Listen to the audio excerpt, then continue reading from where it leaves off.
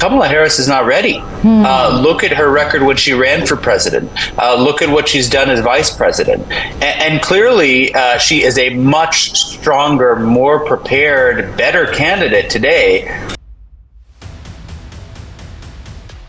Trump appeared unprepared, unready, or maybe just undisciplined enough to really, train his attacks on this candidate. It was almost as if he was longing for the days when he could run against Joe Biden. And she's not just a celebrity or a pop icon. I mean, she's really a cultural phenomenon. So I think in an election, again, where the margins are razor thin, where full of states that go back again to the swing states, if this kind of endorsement sways even thousands of votes, right? I mean, it could make or break things.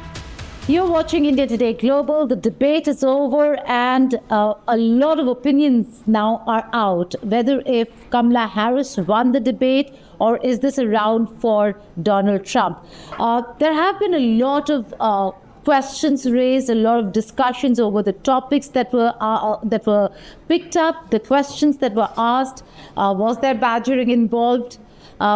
Did the mute mic help one or the other? All that and more to discuss what really happened at the debate and who has won round one. I'm being joined by Milan Vaishnav. He is a Director South Asia Program at the Carnegie Endowment for International Peace. Milan, thank you so much for joining us. We'll discuss all the poll numbers that are coming out, but your first reaction to the debate itself. Who do you think took it away? Right. I think that Kamala Harris hit it out of the park. I mean, she had a bar to clear today, if you look at the court of public opinion, which was to portray herself as proficient in the facts, to put forward a policy agenda, to act and look presidential, right? That's always one of the things the pundits want to see. But essentially to sort of, take the initiative. And I think she did that across the board. And I think one of the most skillful aspects of her debate performance, and clearly this was something that she practiced in advance, was to lay these little traps for former President Trump, attacking his crowd size, his election denialism, his conspiracy theorizing, and all of these vulnerabilities that really get under his skin. And so she completely derailed his own messaging, and I'm sure what his own advisors were telling him to do, which was focus on immigration, focus on the economy, focus on aspects of the policy debate where public opinion believes Republicans, not Democrats, have the upper hand. And I think he failed to do that during this debate. Well, absolutely, Milan. The fact that they both were prepping. And one thing that he's mastered over the years is to get under the skin of his opponent.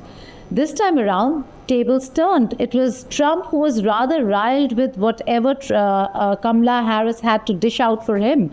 And I don't think he was prepared for this Kamala Harris. Also, the fact that this is the first time they actually came face to face. First time ever. Well, I think, there has been quite a lot of underestimation of Harris across the board, including, let's be honest, among many Democrats. I mean, you might recall, Geeta, just a few months ago, when there was a debate about whether President Biden should withdraw from the race, there were many prominent Democrats saying, Kamala Harris is not ready. Look at her record when she ran for president. Look at what she's done as vice president.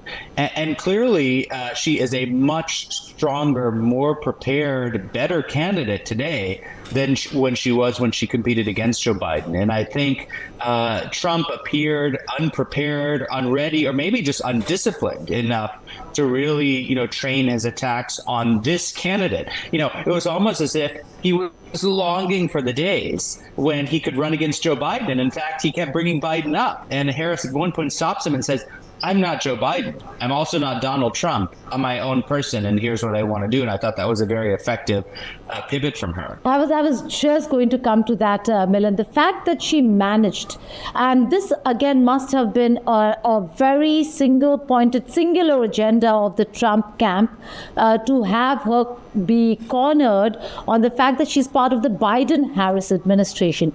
She managed to dehyphenate the two. She managed to distance herself from the Biden administration. But what, according to you, did she manage on the foreign policy front? Do you think she was able to convince the voters in America of the distancing from Biden administration, and that all decisions that have been taken, whether it's Russia-Ukraine war, where there was a lot more endorsement, or the Israel-Hamas war, where there's lesser endorsement, or rather no endorsement at all to what the Biden administration is doing. Do you think she managed to convince the voters that there's a distance, that was Biden administration, and that she's going to do it differently? Well, let me just say, on the whole, one of the most successful aspects of the debate from the Harris standpoint was to make this a referendum on Trump, right? Here we are, she's part of the incumbent administration, but this was really Trump answering questions, being on the defensive, as opposed to an interrogation of her and her administration's record, where, of course, she served as vice president. I thought in foreign policy, the most effective path that she was able to pursue was on Russia-Ukraine, where she said, I'm for the U.S. military and the strongest military alliance the world has ever seen, which is NATO. You would be happy to see Vladimir Putin sitting pretty in Kyiv if you were president. And, all of Eastern Europe, including Poland, is looking to ask, are we going to be next, right? And what was particularly effective is that she was able to link that to U.S. domestic politics, saying there are, I think she said, 800,000 Polish American voters in the state of Pennsylvania who would take issue with your premise, right? And remember, Pennsylvania is the critical battleground state of all battleground states, right? And so I thought she was able to kind of thread this needle, both in terms of projecting strength on foreign policy, creating distance with Trump, but also linking it back to domestic concerns that Americans might have. Okay, let's look at a few of the polls. We know that the CNN's instant poll that came out just after the debate concluded has given us 63% of saying that 63% of the respondents believe that Kamala Harris won the battle. Although it's very different on other social media platforms, particularly X, where we see a lot of voices coming out and saying, well, Trump did indeed do well. So we'll again have to wait for a while before the real pollsters start throwing up numbers on who's leading after the debate. But who, according to you, might have an advantage, given that the swing states and certain swing states, immigration is an issue, and both of them made a point. But on the immigration front, do you think Kamala Harris managed to convince voters? Because Trump did make that comment on immigrants eating pets, and he was checked by the moderators, the anchors themselves. And Kamala Harris used this. I have to say, Milan, Kamala Harris used the 90 minutes optimally, and I don't think Trump camp realized that you could do that, and that he should have done that, which is, when Trump was speaking, it was always a two-window throughout the 90 minutes. She used that silent frame, that silent window, with her expressions. So every time Trump spoke, you were actually watching Kamala's expressions, and she would mime he's lying because they can't cross-talk, but she was using that entire silent space, and that was very, very interesting to see, because Trump did not use it. Trump did not react to anything that Kamala was saying. He had a smirk and his the usual Trump look, but Kamala Harris really used that silent box to give out her reactions, despite the fact that there are mute mics that were in place. I mean, there are a couple of different things to unpack there. I think on immigration, it is clearly one of her vulnerable spots, right? If you just look at public opinion data, people are very concerned about the nature of illegal immigration, about undocumented individuals crossing the border. And I think what she did was quite smart, which was to go on the offensive, to say, we put together with Republicans a bipartisan bill to try and crack down on illegal border crossings. And we worked with one of the most conservative Republicans in the United States Senate to do that. And we had a bipartisan agreement until you decided, you President Trump or ex-President Trump, to torpedo it because you didn't want to give the Democrats a quote unquote win. So I thought that was very effective. On the other hand, as you mentioned, and I'm sorry I couldn't help but laugh, Trump went on this rant about talking about how immigrants in Springfield, Ohio are eating people's pets. I mean, you can't make this stuff up, right? I mean, this is from a television show. But he sort of completely lost the plot on an area where actually he has a lot of material to work with, right? That's right. And so I just want to say that, despite the fact that the CNN poll, I think if you read the newspapers, you look at the online media, leaving maybe X aside, I think it's been a very favorable assessment to Harris. But remember, in 2016, people thought Hillary Clinton prosecuted her case very well against Donald Trump. And we all know what happened in that election. Despite whatever you might think the morning after, this is a moment where the election remains very, very close. And I would just encourage your viewers to de-emphasize, pay less attention to the national polls, but in fact, focus just on those 6 swing states, which are going to make or break this election, right? I mean, we are a huge country, an incredibly diverse country. For better or for worse, this election is going to come down to a handful of states where the margins are going to be thin, right? I mean, we're talking about a national election that has been decided by tens of thousands of votes in the recent past, right? And I think we are probably going to be locked in such a situation again. So we're really fighting here at the margins. Okay, Milind, we'll go into the big story of endorsements, but before that, he did get her on one thing, where Kamala Harris spoke about how as soon as she becomes president, that she will get the reproductive rights or the abortion bill through. And he said this is all talk because right now the House and Senate are split and she will not have the numbers. That all the promises that either side would make is just talk because they don't have the numbers neither in the House nor in the Senate.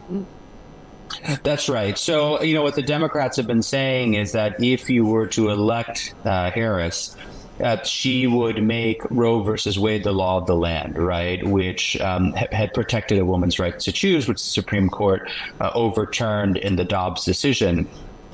With help, of course, from Republican-appointed Supreme Court justices.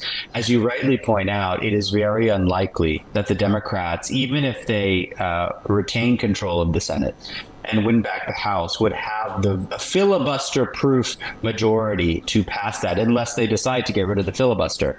But I do think it's a issue that has a lot of resonance because if you look at what's happening at the subnational level, state after state, there are referenda, there are ballot initiatives where people are being asked whether or not there should be state-specific restrictions or bans on abortions, right? I think what we've seen, if you look at the past couple of years, is almost in every state where such an initiative has been on the ballot, voters overwhelmingly rejecting that. In other words, supporting greater reproductive rights and freedoms for women. So even if they're not able to do this at the national level, I do think obviously having a Democrat in the White House will be useful for pushing this agenda at the state level, right? And I think that's probably where this is going to end up, just given the realities of our politics and the reality of our judicial system.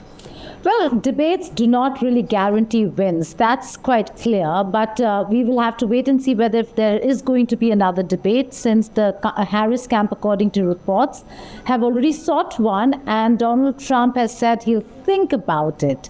But there's a very important aspect, debate or no debate, and that's endorsement. How much of an impact does an endorsement really have? the biggest boost post this entire debate that came for Kamala Harris was Taylor Swift, not just a pop star or a superstar in America, one of the most powerful women in the world, an influencer, a political thinking person who has politics in place, a very strong stand on issues, has come out and endorsed Kamala Harris. Milind, your take on the fact that Taylor Swift has come out and endorsed. She didn't do it for Hillary Clinton. She did it in Tennessee in the midterms, and the candidates lost. So what does this really mean? So, I should just point out that this is something that many Democrats have been waiting for. Absolutely. In fact, there's been some angst about whether she would or wouldn't. I've got to put my cards on the table here on India Today Global. I am a Taylor Swift fan, so I'm not an impartial observer in this matter. But let me just say this, that as you rightly said, she's not just a celebrity or a pop icon. I mean, she's really a cultural phenomenon. And I say this as somebody who has had the privilege of attending one of her concerts and seeing the rapturous way in which she's received, right? And so I think in an election, again, where the margins are razor thin, where the youth vote has been somewhat disenchanted, right? We know that the young people in America tend to trend left of center.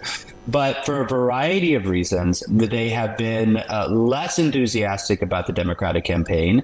Has a lot to do with President Biden, has to do with Israel, Gaza, many other things.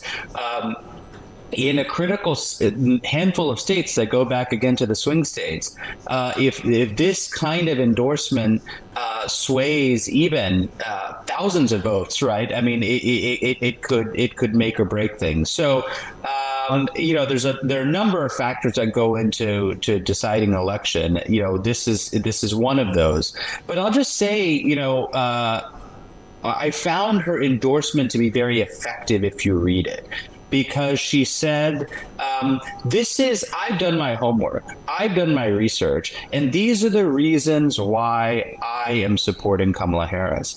And you should do your own research, and you should come to your own conclusions, but it's important to get involved, and here's my explanation of what I'm doing, right? So I thought it was a very well-crafted, actually, mini endorsement, mini because it was, not very long. And so, certainly net, this is a positive, right? And I think posing with a picture of her and her cat, taking that subtle degaging dance. There is something that the Democrats have picked up in this campaign, which is humor, joy. It's something actually that we saw in India, just to take it back to India with the India Alliance as well, right? It was the first time in a long time when you saw opposition television ads or memes, you kind of laughed out loud, right? And I think there's something about that clearly is resonating with people. And I think the Democrats have glommed onto that as well. Well, when you take memes or the jokes on you and appropriate it, then it is to your advantage. And we've seen that here, like you rightly pointed out, Milind, but also in the Kamala Harris camp. And I will talk about the mementum that we see on Kamala Harris's memes that she's appropriated completely, whether it's the brat comment or many such things where she now owns it, even the laughter which is made fun of. Having said that, Milind, the fact that who would have thought firstly Milan Vaishnav was Swiftie, but the fact is that Taylor Swift coming out and endorsing is going to be really huge, because this is not Taylor Swift of 2018. This Taylor Swift of 2024 is way more influential.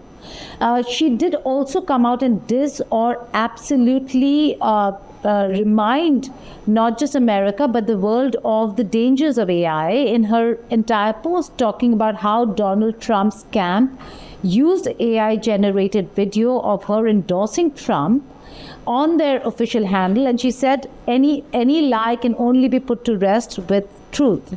And which is what she did. So there were so many layers to that statement that she put out. It was a long one, and immediately after, so very well thought out. We thought it will happen Would it happen for Biden? Didn't happen. Then we thought, okay, maybe when she's announced presidential candidate, it did not. Then we thought when she's officially announced at the DNC, then she will.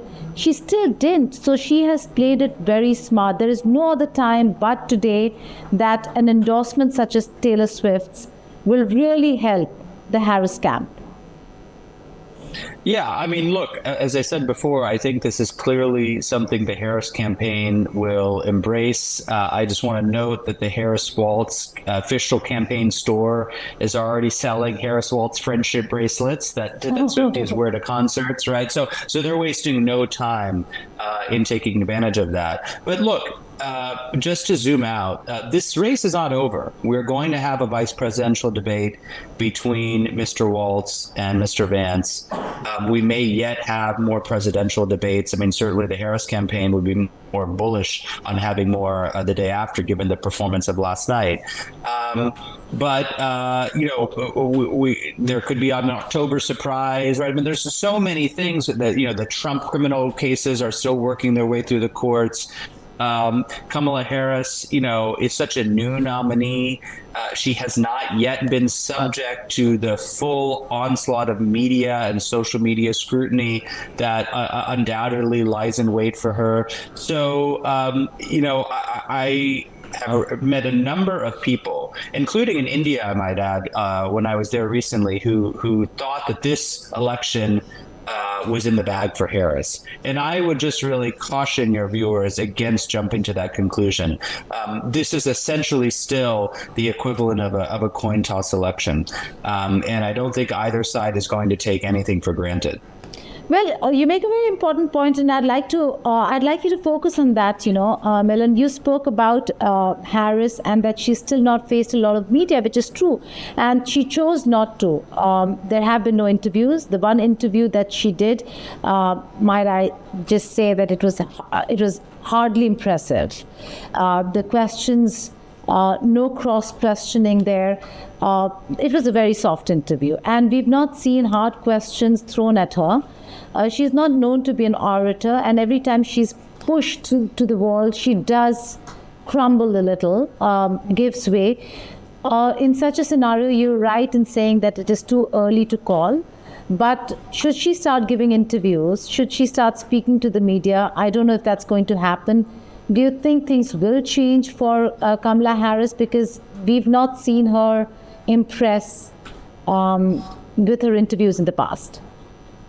Well, I think clearly this debate performance is going to give her and her campaign a lot more confidence. And I think that, it's a hunch, but we will see her open herself up to more media interviews and unscripted moments, right? I think there's going to be a kind of demand on that. And remember, the media plays an important role here, right? In kind of shaping perceptions. And so my sense is that she will do that. There are issues where she's clearly on comfortable ground, right? I mean, I thought her response to Donald Trump on abortion was picture perfect from a Democratic point of view, right? I mean, even on immigration, something clearly she's been thinking about and working on in terms of how to script.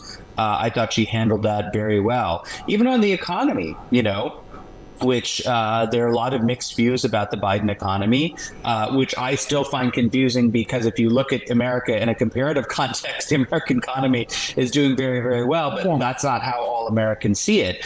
She talked about her plans for loans for startups, right? For new housing, for new construction, for really helping people at the bottom, for tax cuts for middle-class families. So I think as these things are coming together, I expect that we'll see more and more of her. Now, remember, she was dropped into this situation not so long ago.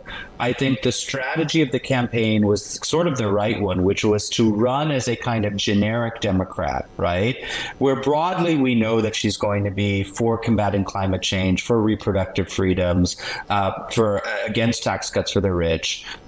But now I think she's going to be pressed into greater specificity on each of these things and many other issues. And I suspect that we'll see that in the months to come. She also has a Gen Z advantage. All those who were really young when Obama stood for elections are voters today, and maybe the Gen Z voter, and the voter turnout is quite high, might I add, on the Gen Z front, might be looking at Kamala Harris as the solution rather than the older version of a Biden versus Trump, where age was certainly a factor and a part of the conversation.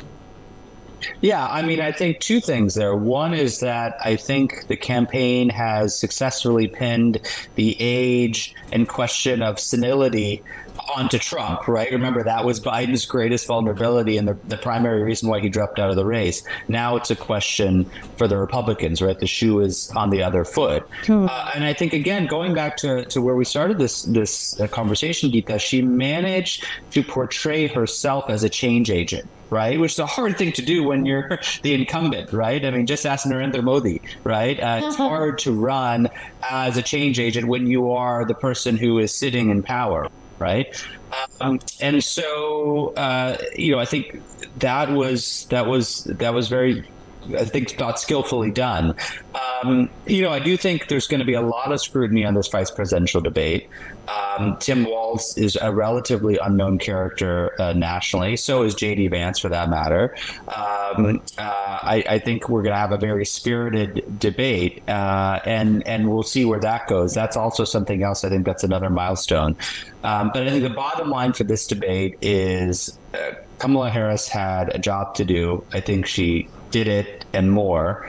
The Trump campaign is clearly on the back foot. You always know that when the day after the side that is complaining about the moderation and the questions that were asked is the one that's probably in a hole, and that is the Trump campaign this morning. Final question, Milind, before I let you go. As Director South Asia Program, I have to ask you this. Kamala Harris or Donald Trump, whoever comes to power, how will they impact relations with India? What would the challenges be for India when it comes to certain issues? And what would the advantages be, whether it's a Harris or a Trump? So let me just say that, irrespective of whoever's in the White House, there are larger structural geopolitical factors that are bringing India and the U.S. together. One is clearly a ratcheting up of U.S.-China competition globally across domains, across sectors. And the second, of course, is the meltdown in China-India relations brought about by China's incursions over the line of actual control in 2020. And so those two things are unlikely to change in the near future. Having said that, I think a Trump presidency would undoubtedly increase the degree of uncertainty and volatility in U.S.-India relations. It is certainly true that India emerged out of the first Trump presidency relatively unscathed, right? The upward trajectory in U.S.-India relations continued. But there are two specific irritants that a Trump presidency could introduce or reintroduce. One is on trade, yes, right, where we know that the president is talking about an increase on tariffs, not just on China, but across the board. And the second is on immigration, where although what gets a lot of media attention is his desire to clamp down on illegal immigration, he also has plans to clamp down on legal immigration, right? And so when you turn to a Harris candidacy, I think on India, we would see more continuity than change. Now, remember, Geeta, when we went back 4 years, there was a lot of concern in India that a Biden-Harris administration would be bad news for India because a Democratic administration would pay more attention to India's own domestic changes and issues such as democratic backsliding. I think we now have the evidence to suggest that's actually not the case, right? Just as Republicans have done, the Democrats in the White House, in the presidency, have put geostrategic interests over questions of values. Now, we can have a debate about whether that's wise, whether it's unwise, but that is the reality. And I think we are not likely to see that shift under a Harris presidency either. Milind, a lot of people we questioned when these decisions were being taken in the United States of America would always turn and say, including in the administration, that what happens within India is India's problem and they should be handling it on their own. I suppose the general elections this time around showed that. That the people are taking charge of what's happening in the country. And on that note, coming back to the U.S. Presidential debate, for now, I suppose the verdict is Harris 1, Trump 0.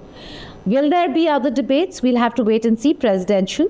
There'll certainly be a vice presidential debate. So waiting for that, we'll try getting Milind Vaishnav back to review and analyze the debates and whatever's happening in the United States of America. Thank you so much, Milind, for joining us and breaking this entire debate down into what matters, what were the factors that really played a major role in a tilt towards Harris versus Trump, and how much of an impact a debate really has in the U.S. presidential election. Thank you so much.